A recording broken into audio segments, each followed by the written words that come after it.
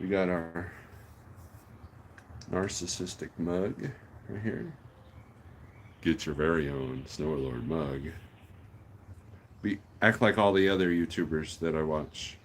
Hi, coffee is great, but it's only great if you have it in my mug. It's the healthiest. If you have it in a coffee cup, it's not healthy for you.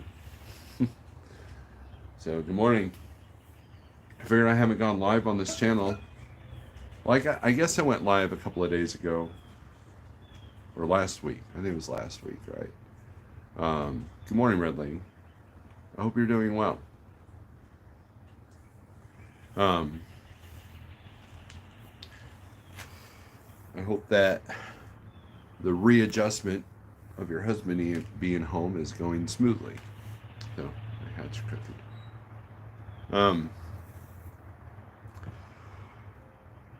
So status update: the tree is still on top of our carport, still on top of my wife's car.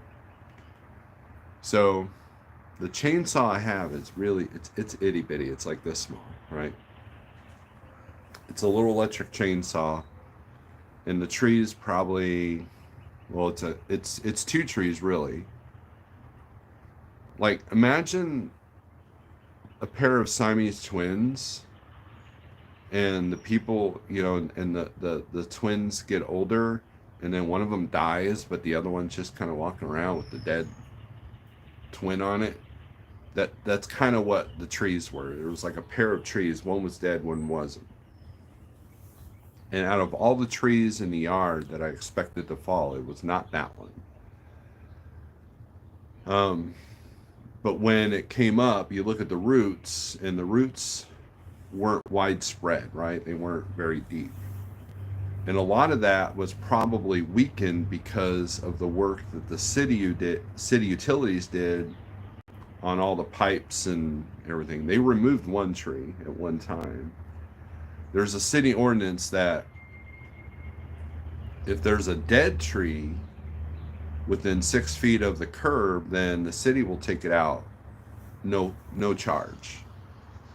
So the good part about this tree is that it used to dump a lot of sap and trash on top of the cars if you parked underneath in the driveway. So we won't have that anymore. But yeah, it kind of sucks because they won't even deliver our mail because it looks dangerous to go in to get to the front porch where the mailbox is.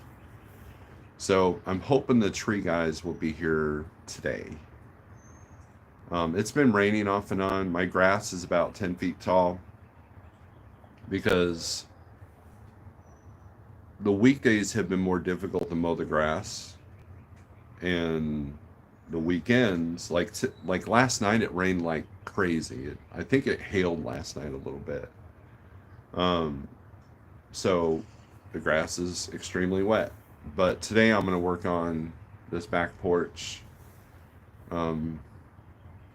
I think they're going to come inspect the house, and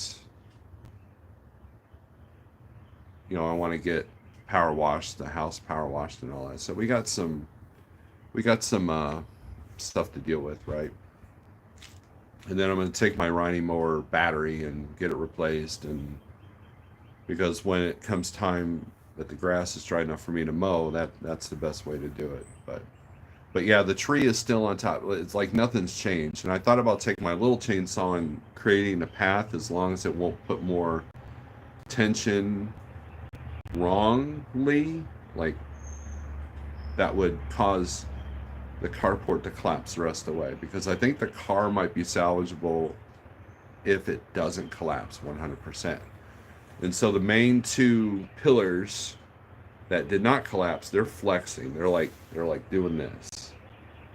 And so they're going to continue to do that until we can take tension off of that, which is going to require a chainsaw bigger than my body to do that. So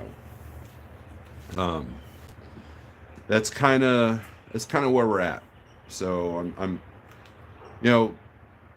one of the things that was apparent once we knew we were okay, and the house didn't have a big hole in it, and um, the storm was over was the feeling of helplessness. Because check this out, all the 2A guys, you might relate to this. What's one of the things that we say as 2A guys?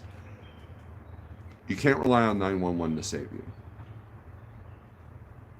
And I experienced that uh, the day of the storm because I couldn't get in. I called 911 to report that there might be a gas leak, and it took 5 attempts calling 911. So now, in a personal situation, that's like the third time 911 was a delayed reaction. The first time was years and years ago when my wife and I first started. It was before we were married. We were living together. And maybe we were married. I don't know. Anyways, it was early in our relationship. We had a house on the deep north side of Springfield, which is not the best neighborhood. And I woke up thinking that I might have heard the doorbell. I was like, and mind you, this is 25 years ago before all the blink cameras and all that crap. And I'm sitting there like, is that the doorbell? And then it rang again. So I look in the peephole and there's this homeless dude just like, and I'm like, okay, this isn't good. And he starts trying to turn the knob. And so I went back to the bedroom, woke up my wife and said, shh. And I got a baseball bat ready because I didn't carry anything else back then. And I called 911. It was a Saturday. It was like Saturday night, Sunday morning, early, like 2 in the morning. And the police were like, well, has he actually tried to break in? I'm like, well, does turning the knob count? But he's outside banging on the door and yelling a lot. Well, sir, we're overworked tonight, so we'll send somebody out there as soon as we can. But it looks like it's going to be about 20 minutes because we're super busy. And but if he actually gets in the house, let us know. Okay. Or if he actually tries to break in. So finally, after the third time, I said, yeah, he's trying to break in because he started scattering a bunch of stuff that we had on the front porch. We had just replaced all of our blinds. And so he was like, he was going ballistic. So the cops showed up, said he was a harmless drunk. We could press charges if we wanted. I said, no, just, and it really kind of taught me that you can't rely on anybody pretty much. But yeah, I remember feeling after the tree fell, like, what do I do? Like I've never encountered this before. We've had trees fall, but they weren't really a threat, right? So, they weren't a threat to anything. They didn't shut us in the house, and that's kind of where we were at on that. So, it was kind of a weird, helpless feeling because it's like, what do you do? Right? So when crap hits the fan, you're on your own. You have to think of it like you're on your own because you might be, you know. Anyways, cheers. Hope you're having a good cup of coffee. I'll get to the comments here in a second. I appreciate we got some people in here this time. That's great. Um, and I hope that I wasn't sure if Wheelburner was still alive. I hope he's not mad if I stepped on him. Um, Not that I take any draw from him or whatever, but Um, but I haven't gone live on this channel in a while, and I have a few thoughts. But the good thing about the tree falling that has shown us is community, right? I had several people wanting to come over and get their chainsaws and get to work, and I had many people check in on us, and it's been great. But I will feel better once we can kind of see the extent of the damage to the car and be able to walk through our front door again. So, but we were blessed in the sense that, um, as far as we know, it hasn't gone through the main roof of the house, and but the insurance adjuster is going to show up, and he's going to take a look with the drone. I imagine, I've got a couple of friends of mine from the metal scene that know some contractors that might help us out. So,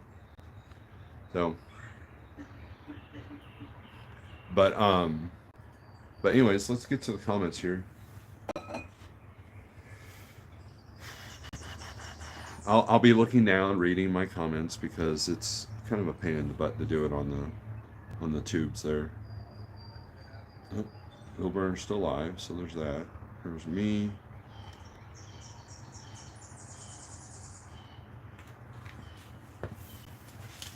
All right, let's get to the comments here.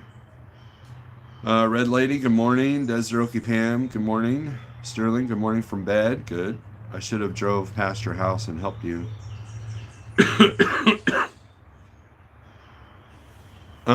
Yeah, because that storm happened on Wednesday, right? Or no, it was Tuesday. And you left Michigan on Wednesday. There's nothing really to do, Sterling. I mean, I don't have the equipment to deal with this situation. This is a pretty big tree. Like, I still got a big branch out here that fell, and I was able to trim most of it, but it's kind of been a permanent fixture. We need a good arborist. And yeah, you need to be home, so. Anton LeVay, 88, good morning. STTN, good morning. Did you see that trucking channel that stole a bunch of your music? Yeah. Sterling Trucking delivers. Like and subscribe, everyone. Thank you, Red Lady. 9/11 is minutes away. Also, please learn how to shut off utilities. Hello from the wilderness camping. Cooking bacon on campfire, drinking coffee. How have you been? Thomas Wilson, I'm glad to see you, man. You were on my mind the other day. A friend of mine called and said he had just bought a Glock, and that made me think of you for some reason. And I was like, man, I wonder what Thomas Wilson's doing. He's been pretty quiet. I hope he's enjoying his retirement. STTN, glad to hear everyone's okay. Yeah, I mean, look, it could have been a lot worse. And my daughter's car could have been completely crushed. So, I mean, there's that. Mrs. A talking to Red Lady. Cops are not only good for drawing chalk lines, are only good for drawing chalk lines. Want to keep the cops away, draw chalk outlines on your driveway. Quick hit, what's up? Wheelburner has a troll that's harassing me, says Sterling. I'm avoiding his chat for now. My name is Nobody. Good morning. Gary says it could have been a lot worse. Yep. We could all use a guitar live, but I know you're busy, so maybe I'll go live, Snorelord. So last night I went to a metal show. The history of that is the first band was Truckface, and it was the lead singer and the guitar player was Willie Wardlaw, who has his own channel, but he was a part of early Apnea, and I was also in Back Obituary with him.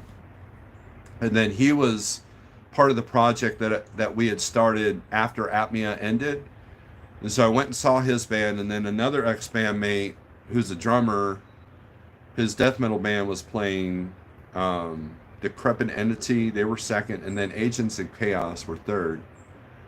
I only stayed for probably the first two songs of the last band. Then I was like, I'm out. I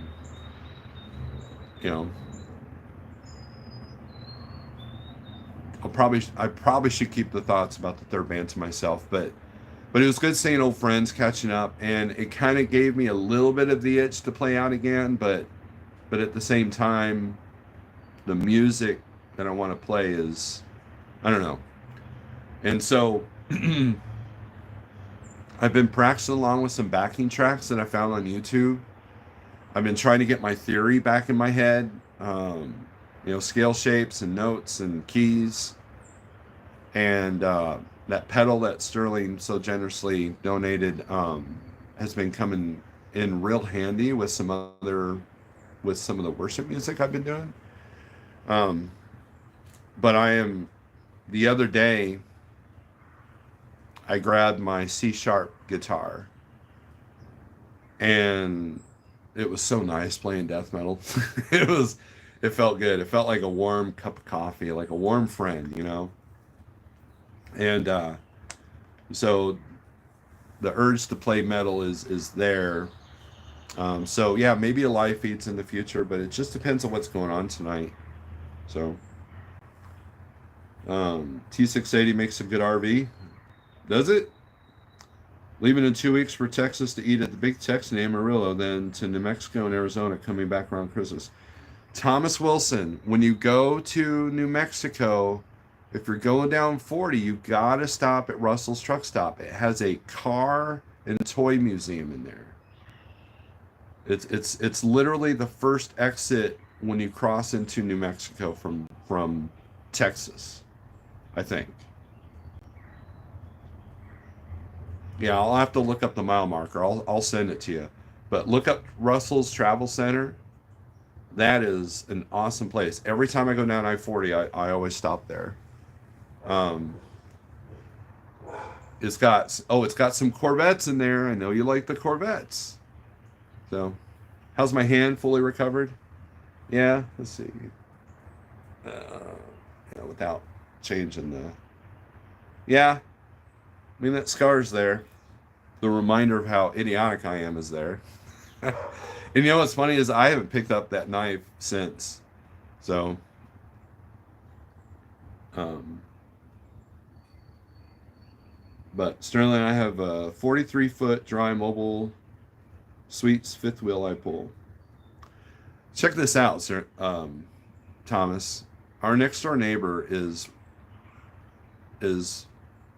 building a camper, like, well, okay, how do you put it? Is making a school bus a camper. And he's been working hard.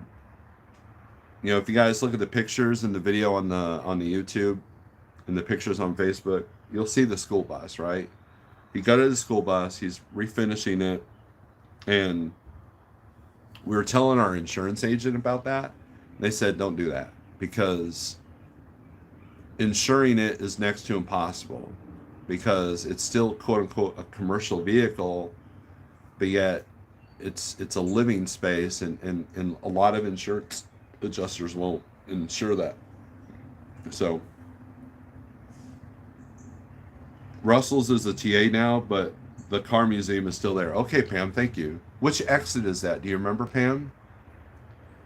I have a TSLB Class 8 RV Air Ride fifth wheel Gen Y pin box Air Ride 9K 9,000 pound independent suspension on the fifth wheel camper. Awesome. So that truck probably pulls it with no issues.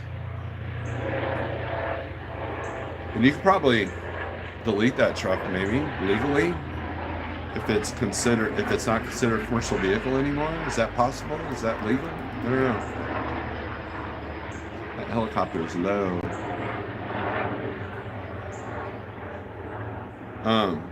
Oh, speaking of Thomas Wilson's other hobby, took the son out to the range last weekend. I think he had a good time. His nerves were kind of, up a little bit before we started shooting, but after the class he was ready, and he did pretty good. I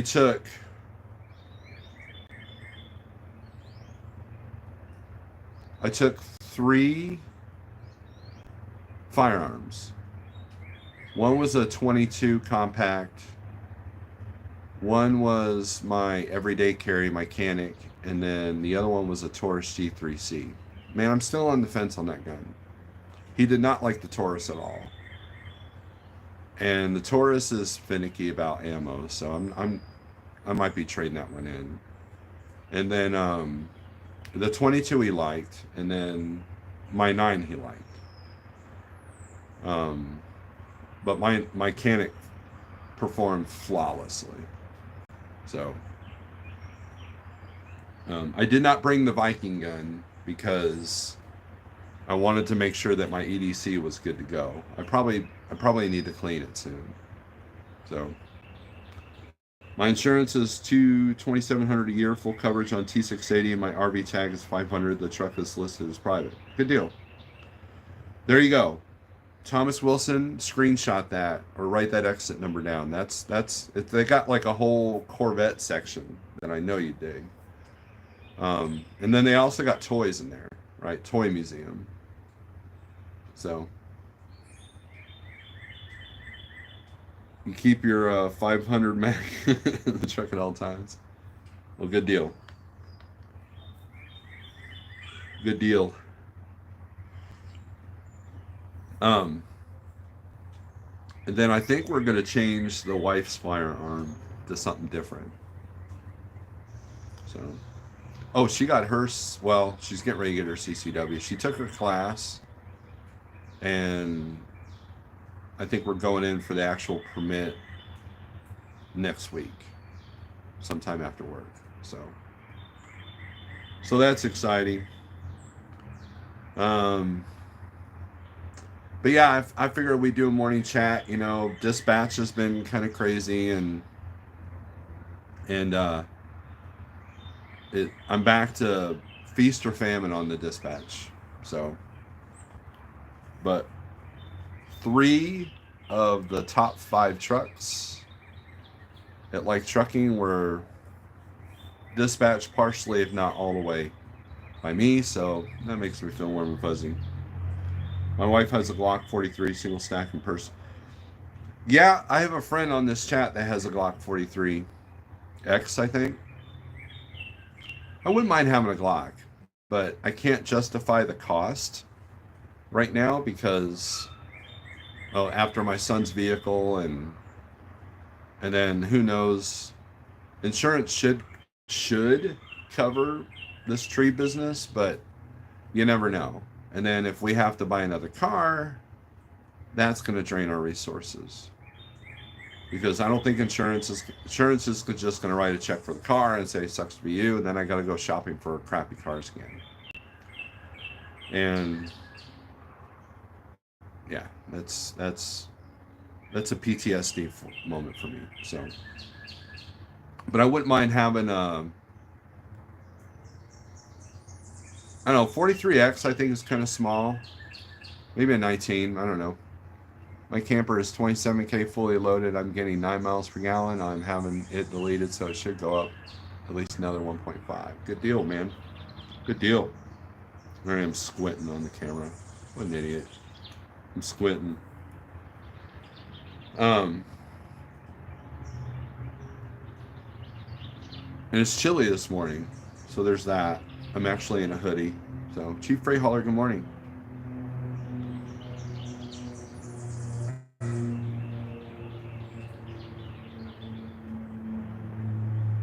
But yeah, a Glock 19, like, okay, so you Glock fanboys, what should be my first Glock, right? What should be my first Glock? I think a Glock 43 is a little small.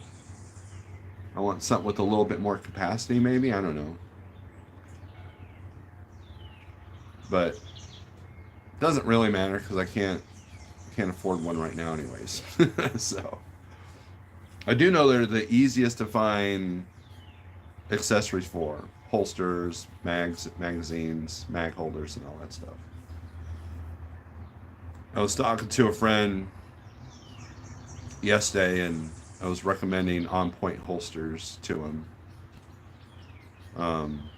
Especially if you got something that's not common, like you're not just going to go to any gun store and find.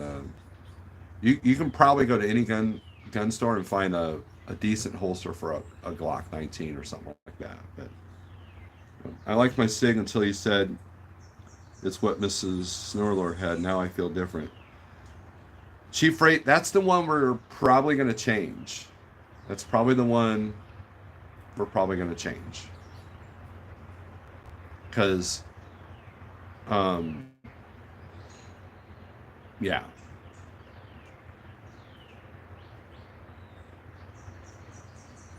When she took her CCW test, she used one of my 22s. It's not that she can't handle the 9, but racking the slide and opening the action is been, is difficult on her arthritic hands. So we need something a little bit easier, and so we're looking at the Smith and Wesson Easy MP. You know, but we need to shoot it first. So that requires going down to the range, which costs money. That requires finding a range that has that gun to rent, which that costs money, and so we have higher priorities. If she in a pinch needed something, she can grab one of my 22s. That I the 22 compact, I have a EDC carry holster for it. So Mr. Wilson sent me a video. We'll have to watch that later, sir. But so don't feel different, cheap freight hauler. So how we acquired that was a friend of mine that lives in Albuquerque. He's kind of our our gun guy. He's the one that did the custom Viking gun for me. I've bought 2 firearms off of him. He does custom stippling. And so when my wife was looking at something, I mentioned the Easy. He's like, "Oh no, you need a SIG." He's a complete SIG fanatic. So he starts talking about the 365 XL, and so she bought it, and out of the box it was having some issues. The red dot was throwing her off. He put a red dot on it for free, pretty much. And there's debates whether red dots are good for beginners or not. It was distracting more than anything. And then so we just put it up on the shelf and haven't really pulled it out since. And when we started looking for something for her to take her class in, we started messing with the SIG, and she was just having trouble opening the action, and it's a very so maybe we can get a lighter spring for it. It's comfortable for her. She likes the size of it, but yeah, it's definitely not a lady gun. It's not like all ladies wear use that SIG. I mean, our old drummer that we purchased that from, that's his main carry. And then like carry trainer, see cheap freight. Here's the deal, man. Carry trainer carries a SIG 365 X, I believe, and I believe Warrior Poet does too. So you've got some heavy gun guys on the YouTubes that carry that gun. For me, I like it. It's kind of the size is pretty comparable to like a Taurus G3C. It's not as thick as the Canic that I carry, but it's not a bad gun. But for her, she does, she wants something different. So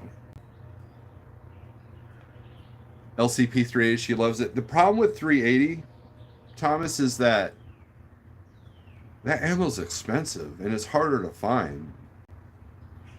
And it's not that much different recoil than a 9, right? So you should see my long gun 7.62. I have a flamethrower set up on it. Matt, dude, Warrior Poet has one of those. That's crazy. You're right, dude. If things go crazy, Thomas Wilson's the dude to be hanging out with. That's the guy to be hanging out with, because he's got a whole armory over there. Yeah. As he's demonstrating what he buys, right?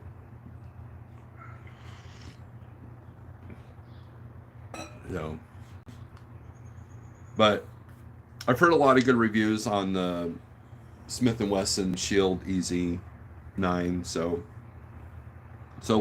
if we can go somewhere and try that, that's what we'll do. And then I'll work with a local guy here to see if we can't wheel and deal on that weapon. So, man, you're on somebody's watch list. Oh man, collections are great though, right? I'm not one to talk. I don't have that many firearms, but I do have a lot of music and probably too many knives that an adult man should have. Um, but here's the thing though, with the knife collection,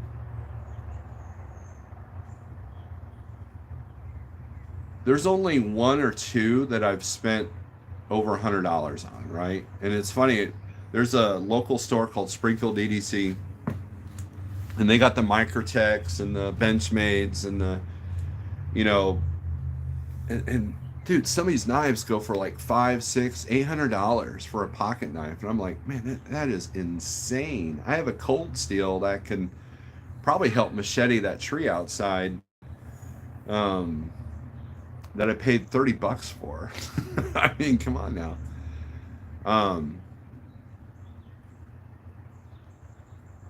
the everyday carry tops saw, that's probably my favorite knife. That's the only one I spent over $100 for. If you need ammo, Georgia Arms in Villa Rica, Georgia sells in bulk. Right? I need to find a store that will write up gun sales as truck parts. Got to find a way to slip it in by the line. Well, I mean, you can. That's easy to do unless she's like in charge of your finances. Just, grab some Kenworth stationery and that looks like an invoice and just put part numbers and you're good to go. But that would be dishonest, cheap freight hauler. But anyways, the SIG isn't a bad gun, but it's not something that she wants to carry. So, and the best gun to carry is the one that you will actually carry. So that's one of them gun guru 2A things that people say. What else? I've covered music. I covered trucking a little bit. If you want to talk more about trucking, that's on the other channel. It's a beautiful day out here, 50 degrees, so it's a bit nippy compared to what it's been. Oh, there's my cat tapping on the window. So other than that, no words of wisdom. Just, it sucks having a tree on top of your house. Trucking talk during the week. Right. This is Saturday, man. This is Saturday OG live feed, right? Flatbed Trucker, good morning.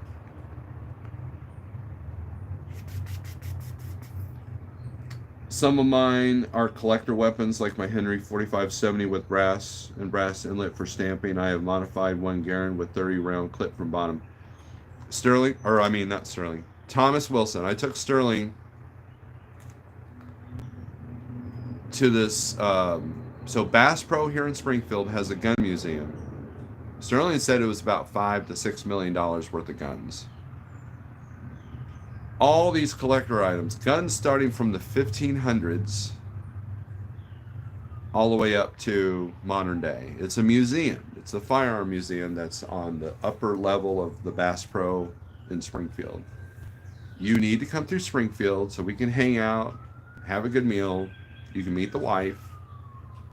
And we need to go to that firearm museum. It's free even. It's free. That's the best thing about it. And you will see guns that you didn't know existed. As a collector, you're going to be like, because what happens is these big time collectors have donated their collections or part of their collections to this museum. And if Sterling's still in here, he'll defend what I'm saying. It's probably going to be the best collection that you've seen. Not the biggest collection, but it's pretty big. The biggest collections of guns I've ever seen in one building was at a gun store there in Reno. So I went in there. So when I went to Nevada, I flew into Reno, got a hotel after I got my rental car. And then the next morning I drove to Fallon. But on my way out, I wanted to check out a couple of gun stores and just kind of look and see how another side of the world lives. And I went into one place, I can't remember the name of it. I have never seen so many firearms in a public building in my life. It was crazy. Enjoy your sermons on the Weller Church YouTube channel. Well, thank you, Ketchum. I'm glad that people are paying attention to that. I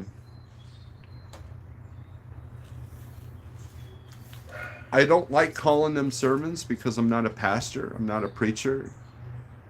But I call it a message, right? Because basically what happens is our pastor, once every few months, she has to go up to Wyoming to deal with family issues. And so she wants people to be able to fill in. And we have such a small church, right? And so the first time I volunteered, I don't know what convicted me to do that, but it was more of a testimonial. The second one was kind of my thoughts on something, and then the third one was just a continuation of that. But I appreciate your support. If you guys want to know, it's Weller Community Church. Look that up. That's the church's YouTube channel. So I'm not a pastor or preacher at all. I just had some thoughts and I wanted to put them out there, and I used the Bible to explain it. Because there's a lot of false teachers out there that are not using the Bible. You know, a lot of these televangelists and the like. I had coffee with a friend of mine last Saturday, and he's young. He's like in his 30s, and so I kind of had to educate him on Jonestown, because we were talking about cults, and I had to educate him on all the televangelists in the 80s that were caught up in all the scandals, you know, like the Bakers, and I believe Jimmy Swaggart, you know, got in some trouble, but like the Bakers were responsible for a lot of elderly people losing their life savings. And meanwhile, the Tammy Faye Bakers, like, you know, buying air-conditioned dog houses and stuff. I mean, just a waste of money, right? And in fact, a lot of the early 80s thrash that I listened to was about those televangelists. Like Anthrax has got a great song about that. So, churches do need money to be able to operate. They, you know, because it's like running a business, as far as like you have money that you need to, you know, if you feed the homeless, you need money for that. If you to keep the lights on in the church, you have to have money for that. To pay the pastor, you have the money for that. But like some of these places get really excessive, right? So gotta eat breakfast. Y'all take care. Awesome to hear from you. Thomas Wilson, Russell's Truck Stop. Don't forget, dude. Russell's Truck Stop. TA, whatever it is now. But I appreciate that, Ketchum, because you know it's that YouTube channel's kind of in its infancy, and when you start a new YouTube channel, you feel like nobody's watching, right? I've got 11 people in here today, which is cool. But like normally our live sermons only get like 2 or 3 people at a time. And then the recorded videos, the replays have been getting better and better. And then about once a month, I'll go into a couple of sermons and I'll use Opus clips to clip them and help drive traffic to the channel with the YouTube shorts. Because I understand not a lot of people have the attention span to sit there and listen for an hour or 45 minutes or whatever to a live feed. And then sometimes we're live and sometimes we're not. It just depends on the situation. If there's a lot of, like if someone's up there giving a testimonial, but they kind of want that private, I don't try to play that live. And I'm not a great editor anymore on being able to pick out and edit a great polished video. So a lot of times I'll just record the sermons and then I'll post them up, you know, after that. I got to meet Joel Olstein about 8 years ago, and that was enjoyable. I used to go to church before I got into trucking. I've been out here 29 years, but I'm a firm believer in God. Well, I'm glad he made a positive impression to you, but um, I'm not one that follows him. But I'm glad you're a believer. You know, Gary. I'm glad you're there in your life. So that's good. Because I know you've gone through some trials and tribulations, and sometimes here's the thing, man. Hitting rock bottom is where he picks you up, because hitting rock bottom is what humbles us. If you're like narcissistic and egotistical and prideful, you need to be knocked on your butt, right? Not you, Gary, but just in general, people need to be knocked on their butts. And a couple of years ago, I got knocked on my butt over something, and you know what it did? It was tough. It was emotional. It was a battle. But then I picked myself up, and my belief became stronger. And that's something that you can't explain to atheists or edgy agnostics. You know, it's you just can't explain that to them. And so they think that, you know, Christians are these loopy, positive people that are judgmental and are delusional, and that's not the case at all. A true believer feels it and is not fazed by those kind of comments, because we just know, right? But a lot of times we have to hit rock bottom. Like, there has to be a spiritual component if you're going to fight some kind of addiction or make some big change in your life. Because, like, for example, working out and diet, right? If you do it for vanity reasons, like, I only want to look good in the gym, I only want to look good, I want to build up my arms so I look awesome, right? Then you're only thinking in vain terms. And so vanity is an easy thing to destroy, right? A horrible car wreck that scars you for life. Boom. We've killed your beauty, right? Or there are days when you might say, well, I don't deserve to look good, or I'll never look good. And so if vanity is your motivation, you're going to fail, because it is easy for the enemy to go in there and say, hey, I can destroy that. But if you do it for a spiritual reason, you do it for something greater than you. I want to be strong for my family. I want to be strong for him. I want to be able to take care of myself so I can serve him and others. Then you've got some motivation. And the only way you can do that, not the only way, but the best way to do that, is to get rid of your pride and get rid of your ego and humble yourself. And sometimes, like, we've all seen those MMA fights, the pre-fight show where one guy's all, you know, cocky and like, you know, he's all smug and all that, and then he gets his butt handed to him in the ring. That's a humbling experience for that fighter. Well, it's the same thing in life, man. You get humbled by getting knocked on your butt.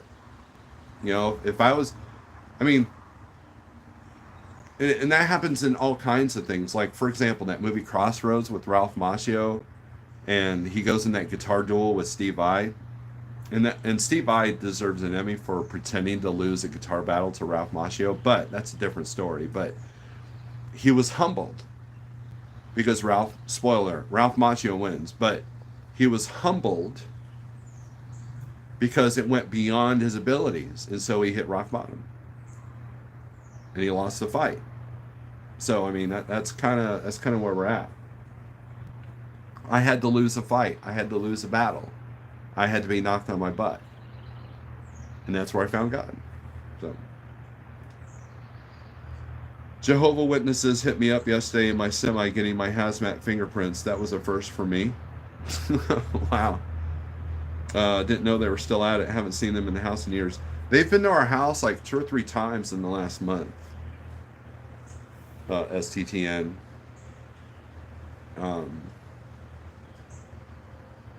Didn't even give me a pamphlet. Just say, hey, we're over here at this church and we have church on Saturdays. Come and visit. Okay. So that's all they said. Sending young kids into dangerous neighborhoods. So, but yeah, they're still at it. So you're recertifying on the hazmat, huh? I was talking about that with somebody the other day. Great movie. Have to watch it again. It is. It is a great movie. I've got it on DVD. And what's her name is in that movie? The chick that every guy in the '80s had a crush on. Terry Garr, I think. No, that's not. No, that's not her. Oh, I can't remember her name. Terry Garr is a different chick. She just passed away. But yeah, that same chick was in Lost Boys. She's been in all the '80s movies, right? But yeah, Crossroads is a nice. I like it because it's a classic good versus evil kind of flick, and how the truth usually comes out. You gotta love that. Reluctant hero kind of story. I've been reading this book by Brian Tome, and he talked about the reluctant hero and how there's so many great movies about the reluctant hero, like Gladiator and Braveheart and Patriot. Jamie, yeah, yeah, that's her, Jamie something.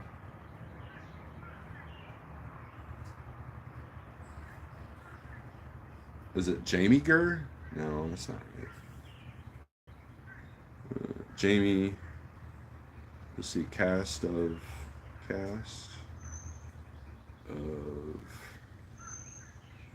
Crossroads.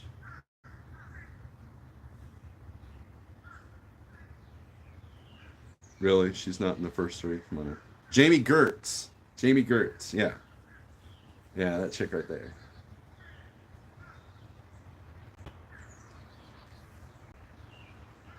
So that's a good flick though. Yeah, the same Lost Boys. But yeah, it is a great movie. My name is Nobody. You should watch it. Watch it today. You might even be able to find it in the bargain bin at Walmart if you don't have it on DVD.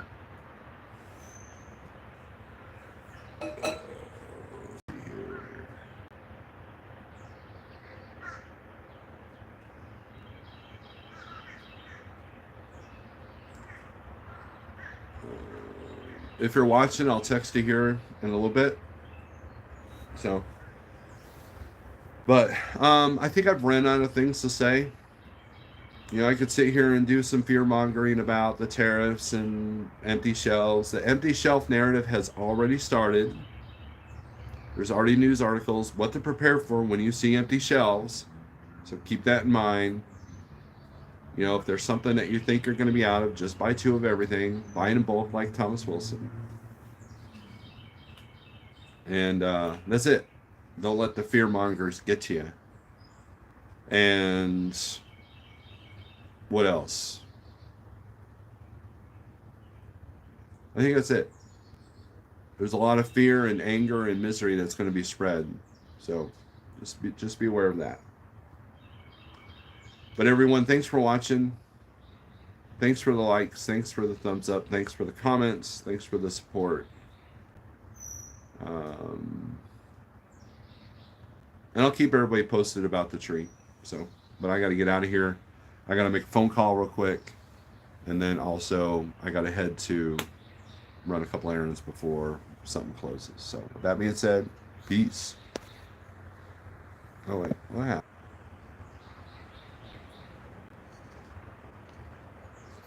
Bye.